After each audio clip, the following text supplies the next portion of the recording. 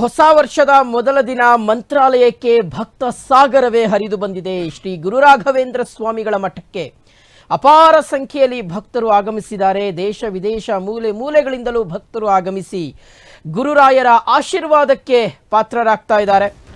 ಇವತ್ತು ಹೊಸ ವರ್ಷಾಚರಣೆಯ ಹಿನ್ನೆಲೆಯಲ್ಲಿ ಮಂತ್ರಾಲಯದ ರಾಘವೇಂದ್ರ ಸ್ವಾಮಿ ಮಠಕ್ಕೆ ಭಕ್ತ ಸಾಗರವೇ ಆಗಮಿಸಿದೆ. ಹೇಳಿ ಕೇಳಿ ಇವತ್ತು ಗುರುವಾರ, ಜೊತೆಗೆ ಹೊಸ ವರ್ಷ, ಉತ್ತಮ ಆರಂಭ. ಹೀಗಾಗಿ ರಾಯರ ದರ್ಶನವನ್ನ ಪಡ್ಕೊಳ್ಳೋದಿಕ್ಕೆ ಭಕ್ತ ಸಮೂಹ ಮಂತ್ರಾಲಯದತ್ತ ಆಗಮಿಸಿರುವಂಥದ್ದು. ಸಹಸ್ರಾರು ಸಂಖ್ಯೆಯಲ್ಲಿ ಭಕ್ತರು ರಾಯರ ಮೂಲ ಬೃಂದಾವನದ ದರ್ಶನವನ್ನ ಪಡ್ಕೊಳ್ತಾ ಇದ್ದಾರೆ. ಕಳೆದ ವರ್ಷಕ್ಕಿಂತ ಈ ಬಾರಿ ಹೆಚ್ಚು ಭಕ್ತರ ಸಂಖ್ಯೆ ಕಂಡು ಬರ್ತಾ ಇದೆ. ಬೆಳಗ್ಗೆ 5 ಗಂಟೆಯಿಂದಲೇ ರಾಯರ ಬೃಂದಾವನ ದರ್ಶನಕ್ಕೆ ಅವಕಾಶವನ್ನ ಮಾಡಿಕೊಡಲಾಗಿದೆ. ಮಠದ ಎಲ್ಲಾ ದ್ವಾರಗಳ ಮೂಲಕ ಭಕ್ತರಿಗೆ ಒಳಗಡೆ ಬರಲಿಕ್ಕೆ ಅವಕಾಶವನ್ನ ನೀಡಲಾಗಿದೆ.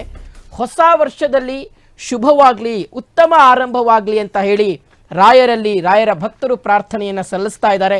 ನೋಡಿ, ರಾಘವೇಂದ್ರ ಮಠದ ಪ್ರಾಂಗಣದ ದೃಶ್ಯಾವಳಿಯನ್ನು ನಾವು ಗಮನಿಸ್ತಾ ಇರ್ತಕ್ಕಂಥದ್ದು. ಶ್ರೀಮಠದ ಮುಂಭಾಗದಲ್ಲಿ ಸಹಸ್ರಾರು ಸಂಖ್ಯೆಯಲ್ಲಿ ಭಕ್ತರು ಬಂದಿದ್ದಾರೆ. ಇವತ್ತು 2 ವಿಶೇಷ ವೀಕ್ಷಕರೇ. ಒಂದು ಹೊಸ ವರ್ಷ, ಎರಡನೆಯದು ಹೊಸ ವರ್ಷ ಆರಂಭವಾಗಿರುವಂಥದ್ದು ಶುಭ ಗುರುವಾರದಂದು. ಸೊ ಹೀಗಾಗಿ ರಾಘವೇಂದ್ರ ಸ್ವಾಮಿಗಳ ಮೂಲ ಬೃಂದಾವನದ ದರ್ಶನವನ್ನ ಮಾಡಿಕೊಂಡ್ರೆ, ಗುರುರಾಯರ ಆಶೀರ್ವಾದ ನಮಗೆ ಸಿಕ್ಕರೆ ಇಡೀ ವರ್ಷ ನಮಗೆ ಒಳ್ಳೆಯದಾಗುತ್ತೆ, ಒಳ್ಳೆಯ ಸಂದರ್ಭಗಳು, ಸನ್ನಿವೇಶಗಳೇ ನಡೆಯುತ್ತೆ, ಶುಭವಾಗುತ್ತೆ ಅನ್ನುವ ನಂಬಿಕೆಯನ್ನು ಇಟ್ಕೊಂಡು ಮಂತ್ರಾಲಯಕ್ಕೆ ಭಕ್ತರು ಬಂದಿದ್ದಾರೆ. ತುಂಗಭದ್ರಾ ನದಿಯಲ್ಲಿ ಮಿಂದೆದ್ದು ರಾಯರ ಮೂಲ ಬೃಂದಾವನದ ದರ್ಶನವನ್ನ ಮಾಡ್ಕೊಳ್ತಾ ಇದ್ದಾರೆ.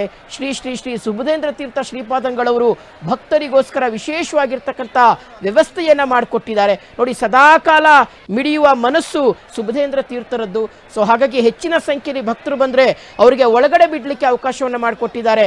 ಪ್ರಸಾದದ ವ್ಯವಸ್ಥೆಯೂ ಸಹ ಅಷ್ಟೇ ಅಚ್ಚುಕಟ್ಟಾಗಿ ನಡೀತಾ ಇದೆ.